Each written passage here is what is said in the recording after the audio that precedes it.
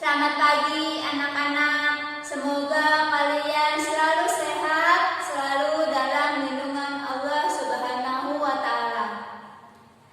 Bertemu lagi bersama Ibu Indri. Ibu kali ini akan menjelaskan fungsi atau manfaat dari laporan kegiatan. Kita masih melanjutkan materi kita yang minggu lalu. Ibu sudah menjelaskan kepada kalian tentang pengertian laporan kegiatan dan isi-isi dari bagian laporan kegiatan. Untuk minggu ini, di video ini Ibu akan menjelaskan fungsi atau manfaat laporan kegiatan. Dalam bahasa Sunda adalah laporan kegiatan, yang artinya adalah laporan kegiatan, hanya beda satu huruf aja ya.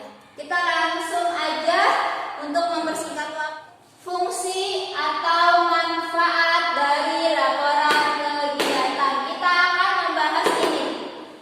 Fungsi atau manfaat dari laporan kegiatan itu ada 5 dan akan kita bahas satu persatu seperti biasa.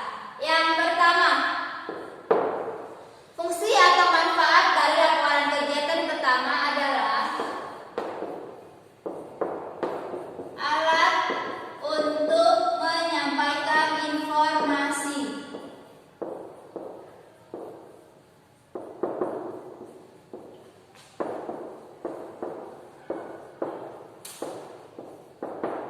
Oke. Yang pertama adalah alat untuk menyampaikan informasi. Bu, maksudnya apa, Bu? Laporan kegiatan itu adalah alat untuk menyampaikan informasi. Jadi, gini. Kita contohnya anggota OSIS ya. Kita kan lanjut dari materi yang minggu lalu.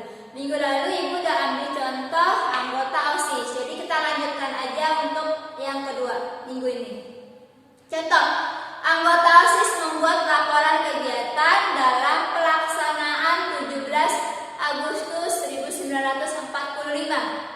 Laporan itu mereka buat untuk informasi ke pihak sekolah bahwa mereka sudah selesai melaksanakan kegiatan tersebut dan semua laporan sudah dicurahkan dalam bentuk laporan, mulai dari nama, mulai dari anggota, mulai dari peserta, tempat dan waktu, biaya, dan lain sebagainya yang berhubungan dengan kegiatan yang telah dilaksanakan.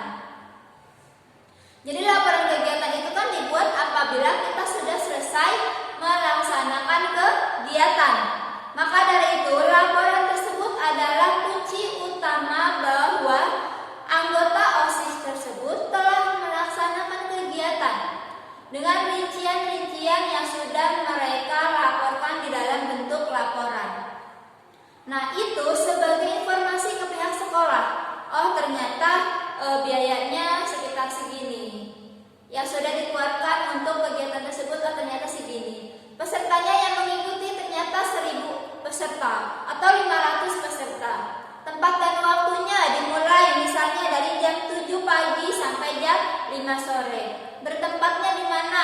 Oh, ternyata tempatnya ya di sekolah kita, di aula sekolah kita atau di lapangan sekolah kita. Itu semuanya ada di laporan. Informasi. Jadi laporan kegiatan itu berguna juga untuk alat informasi atau untuk alat menyampaikan informasi dari anggota OSIS disampaikan ke pihak sekolah atau ke kepala sekolah, wakil kepala sekolah, ke kurikulum atau ke pembina OSIS. Dan laporan kegiatan itu dibuat oleh anggota OSIS yang melaksanakan kegiatan. Paham ya? Kita lanjut yang kedua. Yang kedua adalah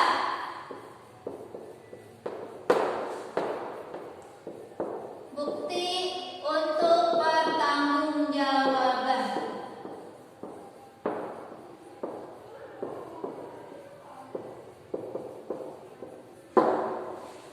Oke. Yang kedua adalah bukti untuk pertanggungjawaban. Sudah jelas ya? Pertanggungjawaban. Jadi laporan kegiatan ini dibuat oleh anggota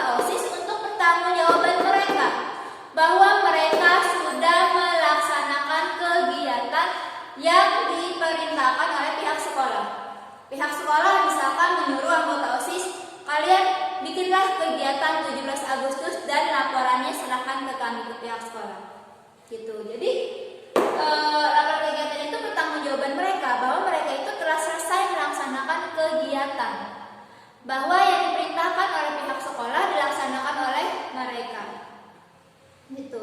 Jadi bukti untuk pertanggungjawaban mereka. Kalau misalkan ada rumor yang tidak jelas, misalkan bahwa mereka itu tidak melaksanakan kegiatan dengan baik atau dengan rincian biaya yang tidak benar, mereka bisa menggunakan laporan kegiatan untuk pertanggungjawabannya mereka. Inilah bahwa pertanggungjawaban kami, laporan kami bahwa kami sudah selesai melaksanakan kegiatan yang akan kami lakukan. Ini bukti-buktinya dari rincian biaya, notanya, ya kan? Notanya habis pembelian apa, penyewaan apa dan sebagainya itu ada di situ, dilampirkan di dalam laporan kegiatan. Jadi bukti untuk pertanggungjawaban. Gitu ya. Yang ketiga adalah dokumen untuk kegiatan selanjutnya atau kegiatan berikutnya, sama aja ya. Untuk kegiatan selanjutnya misalkan, atau kegiatan kedepannya juga bisa.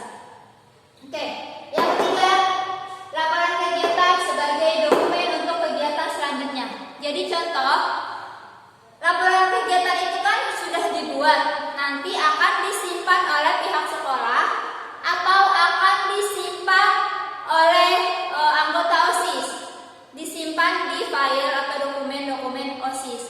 Nah, laporan kegiatan ini bisa digunakan sebagai contoh untuk acara tahun berikutnya, seterusnya lagi.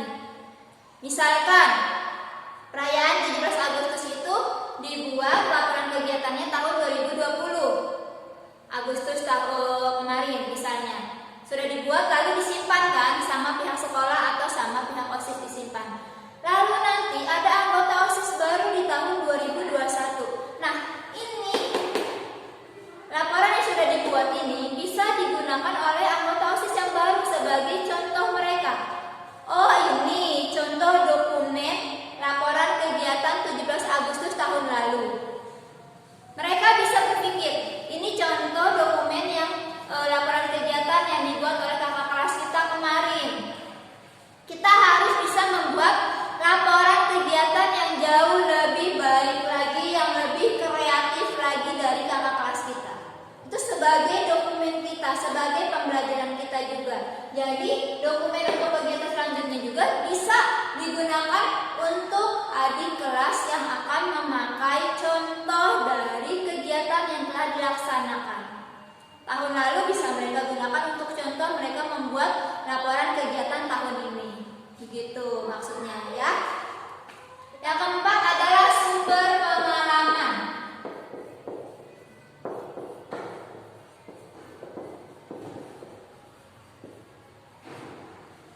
Yang keempat ada sumber pengalaman untuk orang lain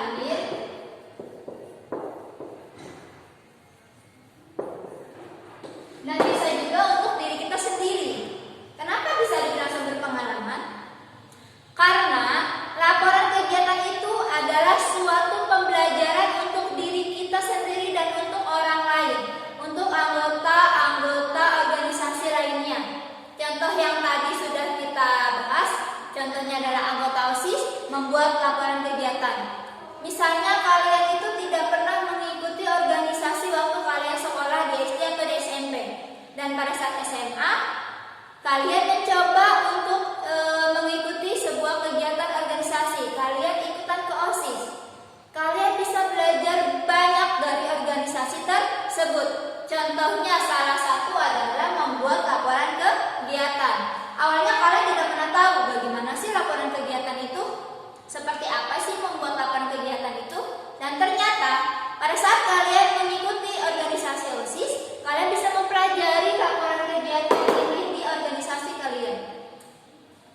Kalian disuruh oleh sekolah membuat laporan kegiatan perayaan 17 Agustus. Lalu kalian membuatnya.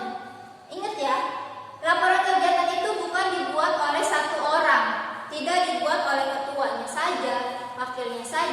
sekretarisnya saja, kebenarannya saja.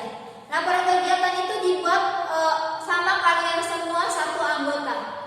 Bekerja sama membuat laporan kegiatan bersama-sama, tidak sendiri tapi kalian bersama-sama. Kalian bisa belajar bersama, mencari pengalaman bersama. Itu pengalaman untuk kalian juga. Yang tadinya kalian tidak tahu menjadi tahu. Yang tadinya kalian tidak mengerti menjadi mengerti. Yang tadinya tidak bisa menjadi bisa. Ini ada sumber pengalaman untuk kita. Semakin kita sering mengikuti kegiatan atau semakin sering kita ikut dalam organisasi, maka akan semakin banyak pengalaman yang akan kita dapat. Pengalaman apa aja di dalam organisasi tersebut kalian akan dapatkan sebuah pengalaman. Gitu ya. Sampai sini paham? Semoga kalian paham. Yang terakhir adalah alat untuk kegiatan pengawasan. Nah, jadi laporan kegiatan itu bisa juga digunakan sebagai alat untuk kegiatan pengawasan. Pengawasan apa?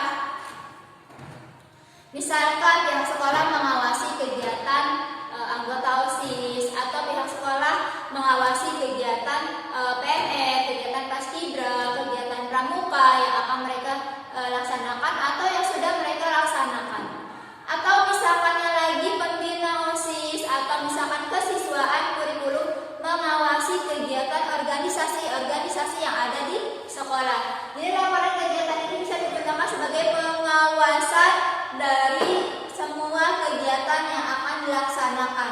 Kegiatannya harus bersikap positif ya, jangan kegiatan yang bersikap negatif.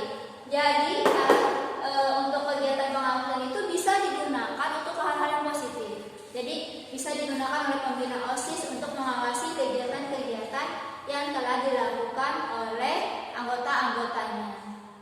Sampai sini ada yang mau bertanya? Kalau ada yang tidak kalian mengerti, ada yang tidak kalian pahami, kalian bisa langsung bertanya sama ibu di komentar video ibu ya. Ibu yakin laporan kegiatan ini kalian sudah paham? Kenapa? Karena laporan kegiatan ini sudah tidak asing lagi untuk kalian. Bukan hanya di pelajaran bahasa Sunda ya, di pelajaran bahasa Indonesia pun laporan kegiatan ini ada. Kalian mungkin sudah ada yang pernah mempelajari laporan kegiatan di pelajaran bahasa Indonesia. Minggu kemarin ibu sudah jelaskan materi ke kalian, penjelasan laporan kegiatan atau pengertian laporan kegiatan dan isi dari bagian-bagian laporan kegiatan. Di video ini ibu menjelaskan fungsi atau manfaat laporan kegiatan. Dan yang minggu berikutnya ibu akan masih lagi menjelaskan materi yang berhubungan dengan laporan kegiatan. Semoga kalian paham. Sampai sini ibu akhiri. Wabillahi taufiq wal hidayah.